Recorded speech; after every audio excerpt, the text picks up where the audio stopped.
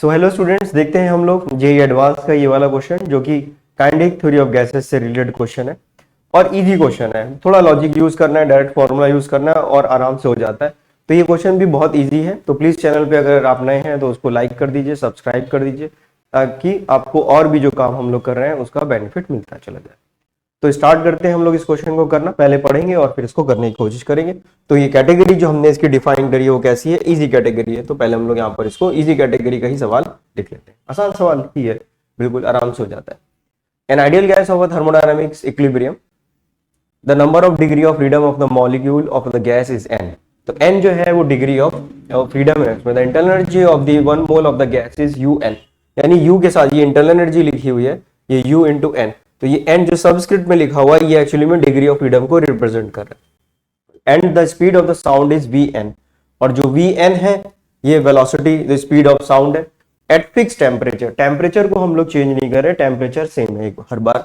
And the pressure, temperature और pressure दोनों ही यहाँ पर सेम है। तो पूछ रहे हैं कि करेक्ट ऑप्शन क्या होगा। तो देखिए हमें दोनों के फॉर्मूले पता होने चाहिए। फॉर्मूले क्या है, वेलोसिटी का फॉर्मूला क्या है, वेलोसिटी का फॉर्मूला होता है साउंड की gamma R T by M, ठीक है। और जो इंटरनल एनर्जी है उसका फॉर्मूला क्या होता है, F R T by two. F यहां पर क्या है, डिग्री ऑफ फ्रीडम।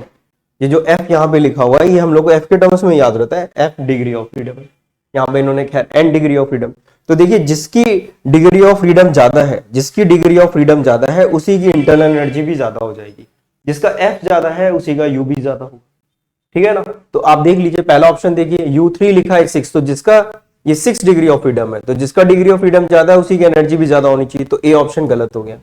बी पर आ जाते हैं, इसमें भी 3 की ज्यादा लिखी है जबकि 5 की ज्यादा होनी चाहिए। इंटरनल एनर्जी के वाला भी हम लोग चेक कर रहे हैं, जब यही वाला पार्ट गलत हो गया तो ये भी गलत हो गया यहाँ पर, क्योंकि 5 की ज्यादा होनी चाहिए थी 3 की नहीं। जिसका डिग्री ऑफ फ्रीडम ज्यादा है उसी की इंटरनल एनर्जी ज्यादा भी होना चाहिए। इसमें देख लेते हैं ये 7, ये सब स्क्रिप्ट में लिखा है, ठीक है ना। 5 और यहां पर भी ये 6, तो ये 6 कम है, 7 ज्यादा है, यहाँ 5 कम है। तो ये ऑप्शन भी सही हो सकता है, सी और डी दोनों में कोई भी ऑप्शन अब सही हो सकता है।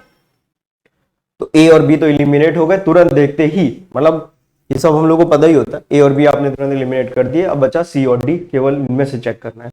अब आप देखिए ये वेलोसिटी जो है, वेलोसिटी चेक करनी पड़ेगी।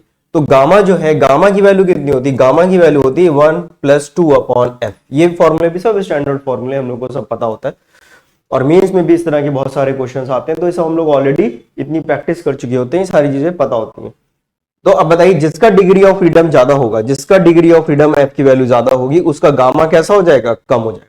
तो जिसका डिग्री ऑफ फ्रीडम ज्यादा है उसका गामा कैसा हो गया है, कम है। जिसका डिग्री ऑफ फ्रीडम ज्यादा है उसका गामा कैसा हो गया है, कम। और जिसका गामा कम हो गया है वो उसकी वेलोसिटी हो जाएगी, कम हो जाएगी। तो जो वेलोसिटी है वो inversely proportional two degree of freedom कह सकते हैं।